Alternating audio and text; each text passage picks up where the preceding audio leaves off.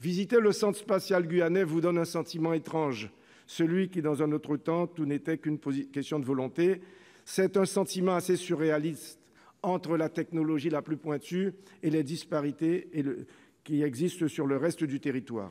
Alors, je dois le dire, lorsque les lobbies écologistes se précipitent en Guyane pour lutter contre tout projet industriel en expliquant que le territoire doit s'engager dans l'économie de la connaissance, je pense d'abord à nos 24 % de chômage et je souris avec amertume.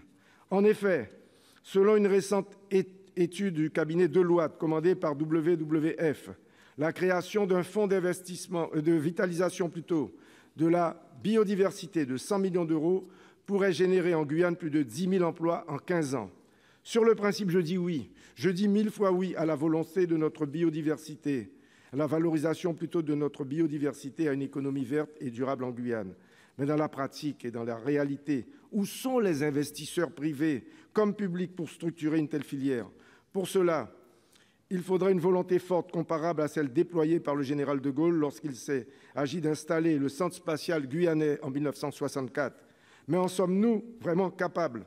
C'est là un chantier que je vous soumets, Madame la Ministre, et pour lequel vous m'aurez toujours à vos côtés.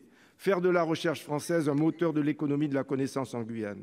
D'une manière générale, il me semble essentiel d'articuler la recherche fondamentale et la recherche appliquée et de favoriser l'interaction avec les entreprises dans le domaine d'avenir. La biodiversité, mais aussi l'économie bleue, l'économie circulaire ou encore le développement des biocarburants, en somme, tous ceux qui convergent vers la transition écologique représentent une voie incontournable vers l'avenir, mais constituent également les filières d'emploi à structurer.